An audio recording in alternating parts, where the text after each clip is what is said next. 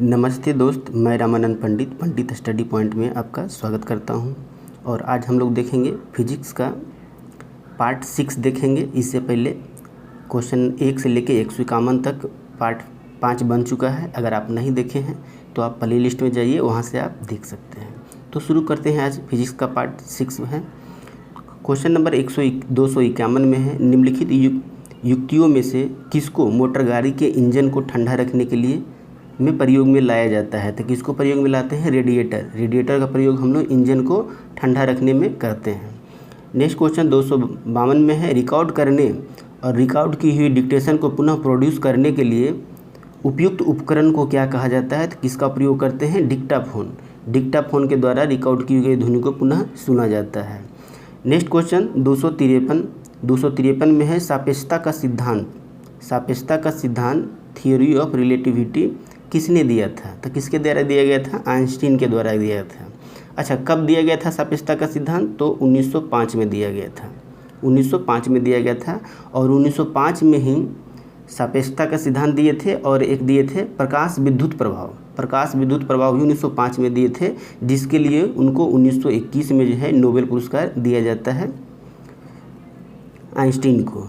और क्वेश्चन पूछता है कि आइंस्टीन को नोबेल जो है किस खोज के लिए मिला था। तो सापेक्षता के सिद्धांत के लिए नहीं मिला था, बल्कि प्रकाश विद्युत प्रभाव के लिए मिला था, जो कि 1905 में ही खोज किए थे और 1921 में उनको नोबेल दिया जाता है। क्वेश्चन नंबर नेक्स्ट में है, लॉ ऑफ फ्लोटिंग सिद्धांत की खोज किसने किया था। तो लॉ ऑफ फ्लोटिंग कौन खोज किया था? आर्किमिडीज कहाँ के रहने वाले थे? तो आर्किमिडीज थे ग्रीस के रहने वाले थे। किस देश के? ग्रीस के रहने वाले हैं। नेक्स्ट क्वेश्चन 255 में देखें, मेघाच्छादित रात स्वस्थ रातों की तुलना में किसके कारण अधिक गर्म होता है। तो किसके कारण अधिक गर्म होता है? स्थलीय विकिरण के कारण।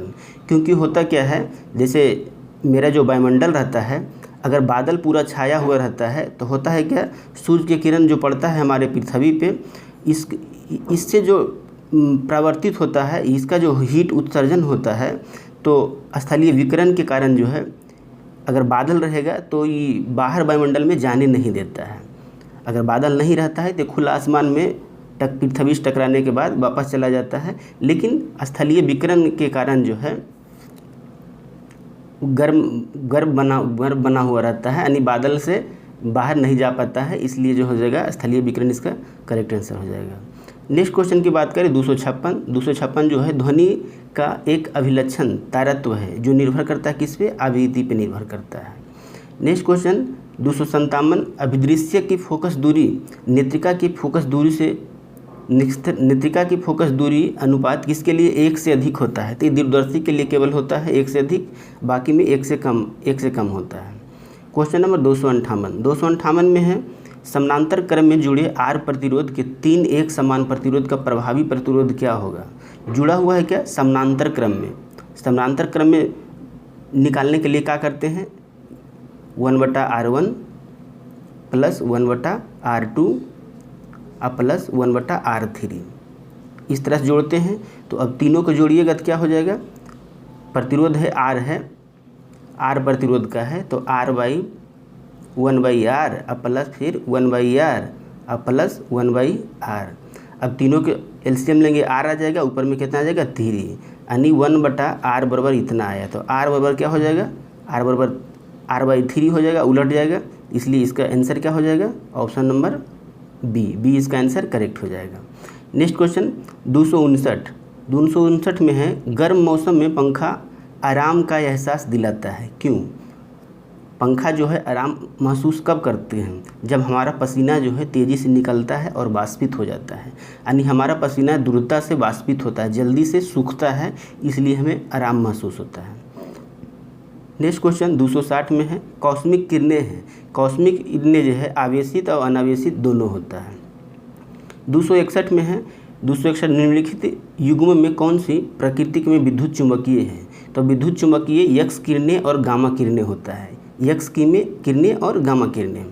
नेक्स्ट क्वेश्चन 262 में देखें, एक क्षण चुंबक द्वारा उत्पन्न चुंबकीय बल रेखाएं जो होता है कभी भी एक दूसरे को नहीं काटती है, यानी बिल्कुल प्रतिच्छेद नहीं करती है, एक दूसरे को बिल्कुल प्रतिच्छेद नहीं करती है। सही आंसर हो जाएगा। नेक्स्ट क्वेश्चन 263, एक चालक तार का विशिष्ट प्रतिरोध, यहाँ पूछा है विशिष्ट प्रतिरोध किस पे निर्भर करता है।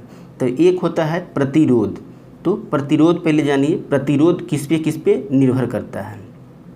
तो प्रतिरोध जो होता है किस पे निर्भर करता है, प्राकृतिक पे निर्भर करता है, यानी तार की प्रकृति पे निर्भर करता है, टेम्परेचर पे निर्भर करता है, और लेंथ पे निर्भर करता है, और क्रॉस सेक्शनल एरिया पे निर्भर करता है। कौन, विशिष्ट प्रतिरोध नहीं, प्रतिरोध। लेकिन अगर विशिष्ट प्रतिरोध की बात करें, विशिष्ट प्रतिरोध, तो विशिष्ट प्रतिरोध R बराबर क्या जानते हैं, R बराबर होता है L/A होता है। R directly proportional to L होता है, इन्वर्सली प्रोपोर्शनल तो A होता है। जब इसको तोड़ते हैं तो ρ × L/A होता है। और यही जो कांस्टेंट है इसी को कहा जाता है विशिष्ट प्रतिरोध, विशिष्ट प्रतिरोध कहा जाता है। और यह जो है प्राकृतिक और ताप पे निर्भर करता है, यानी पदार्थ की प्राकृतिक और ताप पे निर्भर करता है। तो ऑप्शन में क्या है, केवल प्रकार की तार की लंबाई, तार के अनुप्रस्थ क्षेत्रफल, किंतु गलत हो जाएगा, ए भी गलत हो जाएगा, बी भी गलत हो जाएगा, सी इसका जो आंसर जो है सही हो जाएगा। केवल तार की प्रकृति पर निर्भर करता है, लेकिन ना तो लंबाई पे और ना तो अनुप्रस्थ के क्षेत्रफल पे। इस तरह सी ऑप्शन जो है करेक्ट हो जाएगा। क्वेश्चन नंबर 264, जब एक्स किरणें उत्पादित होती है तो उस समय क्या होता है, उस समय टेम्परेचर जो है स्थिर रखा जाता है। सी आंसर करेक्ट हो जाएगा। 265, निम्नलिखित में कथनों में से कौन सी सही नहीं है, कौन सी सही नहीं है।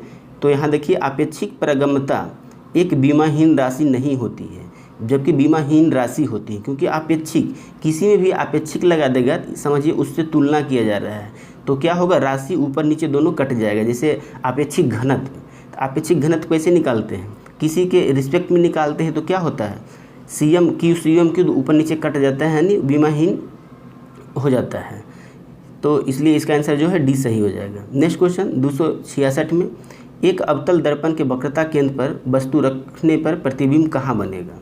जब वक्रता केंद्र पर रखेंगे तो कहाँ बनेगा, वक्रता केंद्र पर ही बनेगा। लेकिन अगर बात करें कि जब हम अनंत पर रखेंगे तो कहाँ बनेगा, अनंत पर रखेंगे तो फोकस पे बनेगा, और अनंत और वक्रता केंद्र के बीच रखेंगे तो फोकस और वक्रता केंद्र पे बनेगा। और वहीं अगर फोकस और ध्रुव के बीच रखते हैं तो क्या बनता है, पीछे बन जाता है, दर्पण के पीछे बन जाता है। अब फोकस पे अगर रखेंगे तो अनंत पर बनेगा, फोकस पे रखेंगे तो अनंत पर बनेगा। क्वेश्चन नंबर 267 में, एक समतल दर्पण की वक्रता त्रिज्या क्या है। तो उसका वक्रता त्रिज्या क्या हो जाएगा, अनंत होता है, शून्य नहीं होता है, अनंत होता है। वक्रता त्रिज्या समतल दर्पण का अनंत होता है। क्वेश्चन नंबर 268, जल से भरे एक बीकर एक सिक्का ऊपर उठा हुआ प्रतीत होता है, यह घटना किस गुण के कारण होता है। तो वह जो है प्रकाश का अपवर्तन, प्रकाश के अपवर्तन के कारण ऐसा प्रतीत होता है। बाल्टी में सिक्का ऊपर उठा हुआ या छड़, बाल्टी के अंदर छड़ जो है टेढ़ा प्रतीत होता है, यह सब जो है प्रकाश के अपवर्तन की घटना के कारण होता है। 269 की बात करें, प्रकाश की एक किरण पारदर्शी ग्लास के प्लेट पर गिरती है, इसका एक अंश प्रवर्तित और एक अंश अपवर्तित हो जाती है। प्रवर्तित अपवर्तित किरणें आपस में लंबवत होती है, आपस में लंबवत होती है केवल एक आपतन कोण के लिए, और जिसको क्रिटिकल एंगल भी कहा जाता है। होता क्या है, आप जितना आपतन कोण बढ़ाइएगा, एक समय ऐसा परिवर्तन कोण होगा कि 90 डिग्री हो जाएगा, और उसके बाद से अगर 1 डिग्री भी आगे बढ़ाइएगा तो टोटल इंटरनल रिफ्लेक्शन होता है, यानी पूर्ण आंतरिक परिवर्तन हो जाता है। तो वह मैक्सिमम जो एंगल है उसको क्रिटिकल पॉइंट कहा जाता है। तो वही इसमें है कि केवल एक आपतन कोण के लिए एक ही ऐसा वैल्यू होगा, उसके बाद से चेंज हो जाएगा, उसके बाद से टोटल इंटरनल रिफ्लेक्शन होना शुरू हो जाता है। अभी देखिए प्रवर्तन और अपवर्तन दोनों हो रहा है, लेकिन उस एक एंगल के बाद जो है टोटल इंटरनल रिफ्लेक्शन हो जाता है। नेक्स्ट क्वेश्चन की बात करें 270, एक सांवली त्वचा एक गोरी त्वचा के व्यक्ति की तुलना में क्या होता है, कम गर्मी महसूस करेगा और अधिक सर्दी महसूस करेगा, कौन, सांवली त्वचा वाला।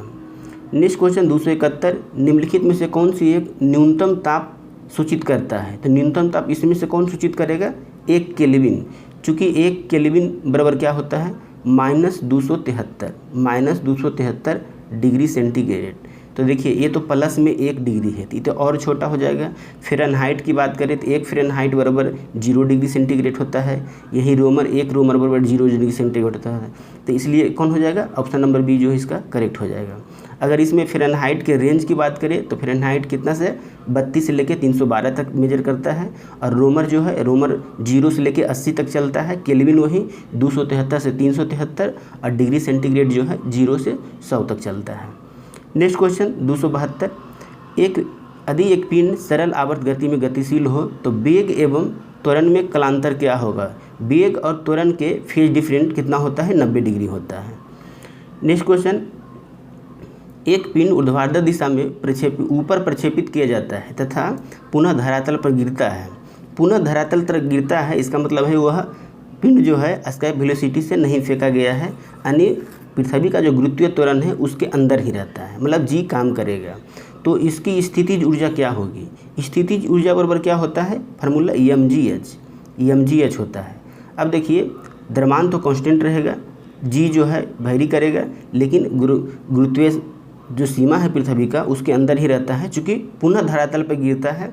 तो इसमें देखिए अगर आप ऊंचाई को बढ़ाइएगा तो क्या है, स्थितिज ऊर्जा बढ़ेगा, ऊंचाई घटाइएगा तो स्थितिज ऊर्जा घटेगा।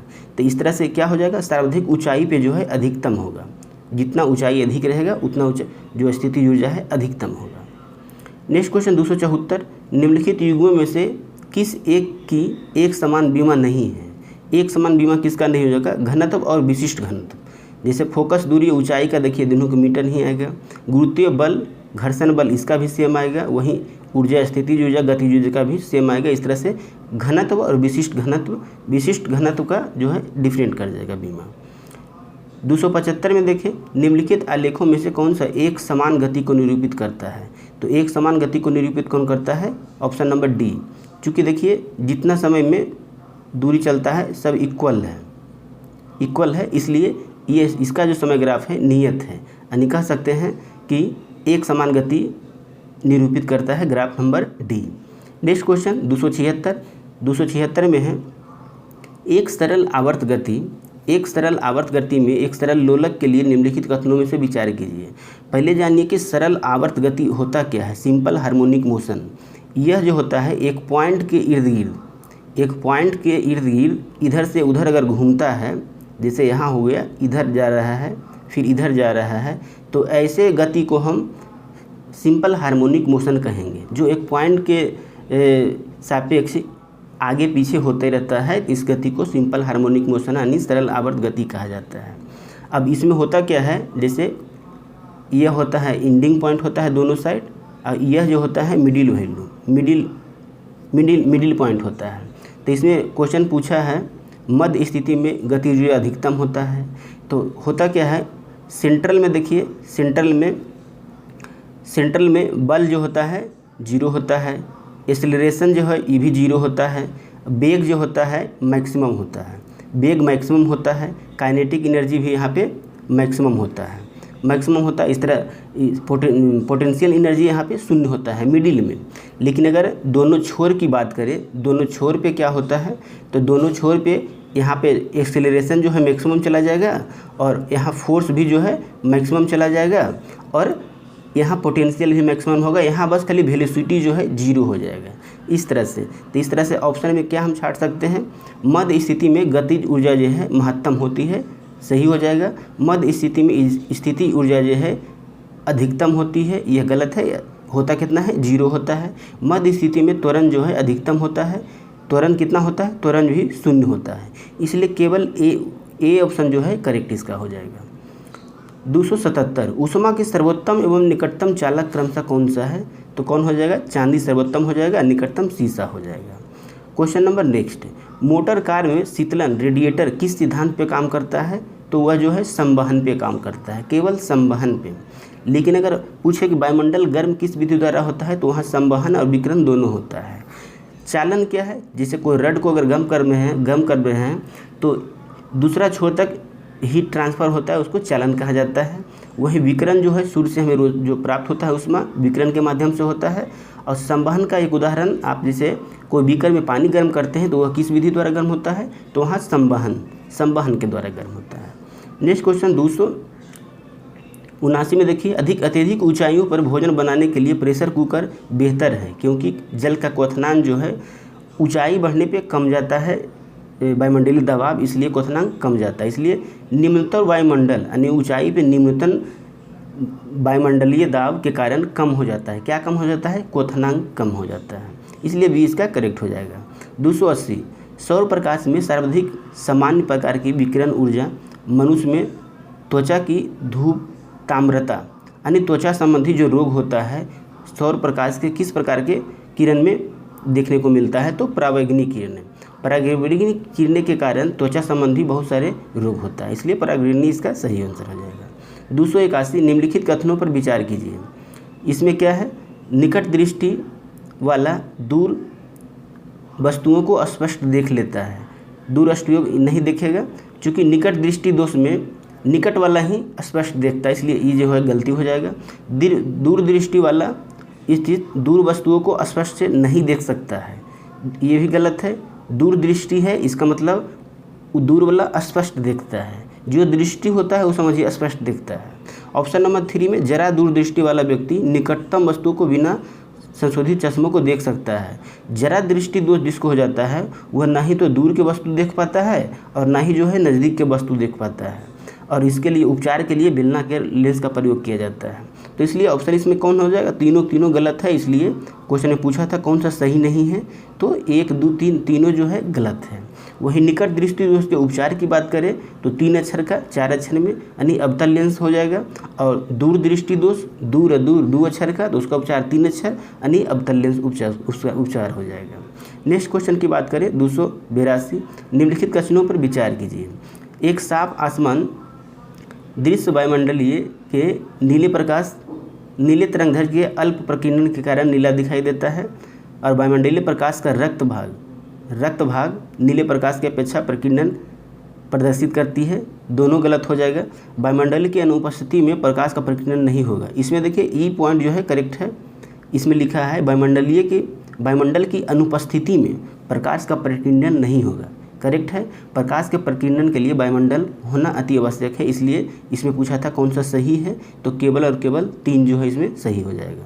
नेक्स्ट क्वेश्चन, जब किसी सेविंग ब्रश को पानी से निकाला जाता है तब उसमें आप बाल जो है आपस में किस कारण चिपक जाते हैं? तो सरफेस टेंशन यानी पृष्ठ तनाव के कारण जो है ब्रश आपस में चिपकते हैं। नेक्स्ट क्वेश्चन 284, सरल आवर्त गति कर रहे एक कण का कार्यशीली बल क्या होता है? तो उसका बल जो है विस्थापन के अनुक्रमानुपाती और उसका एक्सेलरेशन जो है सेंटर की ओर इंगित करता है, यानी मध्य स्थिति को निर्देशित करता है। सी ऑप्शन सही हो जाएगा। 285, एक मनुष्य द्वारा भूमि पर लगाया गया दाब सबसे अधिक कब होगा? दाब बराबर क्या फॉर्मूला जानते हैं? दाब बराबर होता है बल बाई क्षेत्रफल होता है। तो देखिए दाब कब ज़्यादा होगा? जब क्षेत्रफल कम होगा। तो क्षेत्रफल अब देखना है कम किस में लग रहा है, तो वह नीचे भूमि पर लेट जाएगा तो बहुत क्षेत्रफल उस घेरेगा। वह एक पैर के पुलेंदी पर खड़ा होगा, नहीं एक पैर के चाव पे खड़ा होगा। वह दोनों पादों की भूमि पर सपाट खड़ा होगा, ये भी गलत हो जाएगा उपयुक्त से। तो इसका जो है बी ऑप्शन करेक्ट हो जाएगा। जब वो चाव पे खड़ा होगा तो वहाँ पे एरिया कम लेगा, जब एरिया कम लेगा तो दाव जो है अधिक होगा। इसीलिए देखते होंगे ट्रक के जो टायर होता है उसमें एक नहीं 4 टायर लगाया जाता है। क्यों लगाया जाता है? क्योंकि उसका दाब जो क्षेत्रफल है बढ़े, इसलिए और दाव कम होगा ताकि उसका टायर डैमेज नहीं होगा। वहीं आप देखते हैं किसी को अगर एक सुई से भोंक देते हैं ज़्यादा चुभता है। क्यों चुभता है? क्योंकि एरिया कम ले रहा है और दाब जो है अधिक होगा फोर्स के कारण, इसलिए 285 का जो है बी आंसर जो है करेक्ट हो जाएगा। 286, एक संचार में प्रयुक्त फाइबर ऑप्टिकल केबल किस सिद्धांत पे कार्य करता है? तो ऑप्टिकल फाइबर जो है टोटल इंटरनल रिफ्लेक्शन यानी पूर्ण आंतरिक परिवर्तन पे काम करता है। 287 में देखें तो सीवी रमन को किस क्षेत्र में कार्य करने के लिए नोबेल दिया गया था? तो सीवी रमन को किस खोज के लिए मिला था? प्रकाश का प्रकीर्णन के लिए नोबेल पुरस्कार उनको 1930 में दिया गया था। नेक्स्ट क्वेश्चन, क्रेस्कोग्राफ का आविष्कारक किसने किया था? तो क्रेस्कोग्राफ के आविष्कारक कौन है? जेसी बोस ने खोज किया था। 289 में देखें 0 डिग्री सेंटीग्रेड पे मरकरी के 760 mm कॉलम द्वारा लगाने वाला दाब क्या कहलाता है? तो एक एटमॉस्फेरिक कहलाता है। एक एटमॉस्फेरिक 760 mm मरकरी का जो कॉलम पे दाब लगेगा उसको एक एटमॉस्फेरिक कहा जाता है। नेक्स्ट क्वेश्चन 290 में, the man who knew infinity, the man who knew infinity, ये जो है शीर्षक वाला फिल्म किसकी जीवनी पे आधारित है, किसकी जीवनी पे? तो यह जो है रामानुज पे आधारित है। यस रामानुज क्या थे? एक गणितज्ञ थे जो कि तमिलनाडु से इनका संबंध है, और इन्होंने 13 वर्ष की उम्र में ट्रिगोनोमेट्री जो है इसका बहुत ज्ञाता थे, इसलिए आज भी इन्हीं के दिवस पे हम लोग गणित दिवस मनाते हैं। तो यह जो फिल्म का जो शीर्षक था the man who knew infinity, किस पे आधारित था? तो रामानुजन इसका सही आंसर हो जाएगा। नेक्स्ट क्वेश्चन 291, कन बेसोन नाम का संबंध किससे है? तो बेसोन एस.एन. बोस से हो जाएगा। रेडियोधर्मिता मापी जाती है तो जीएम काउंटर से, यानी गीगर मूलर काउंटर हो जाएगा। 293 की बात करें, गॉड पार्टिकल किस कण को कहा जाता है? हिग्स बेसोन कण के गॉड पार्टिकल कहा जाता है। नेक्स्ट क्वेश्चन, आइंस्टीन को निम्नलिखित में से किस सिद्धांत के लिए नोबेल पुरस्कार दिया गया था? आइंस्टीन को किसके लिए मिला था? तो प्रकाश विद्युत प्रभाव के लिए मिला था। कब इनका खोज किए थे? 1905 में किए थे। और कब इनको नोबेल मिला था? तो नोबेल मिला था 1921, कहीं कहीं 22 भी देता है, 1921-22। और सापेक्षता का सिद्धांत जो है ये भी कौन खोजा था? आइंस्टीन के द्वारा ही दिया गया था, 1905 में ही दिया गया था। लेकिन नोबेल जो है प्रकाश विद्युत प्रभाव के लिए मिला था। इस तरह फिजिक्स का जो पार्ट 6 है आपको कैसा लगा आप ज़रूर कमेंट कीजिए। वीडियो अच्छा लगे तो लाइक कीजिए और शेयर कीजिए और हमारे चैनल को सब्सक्राइब कीजिए। Thank you.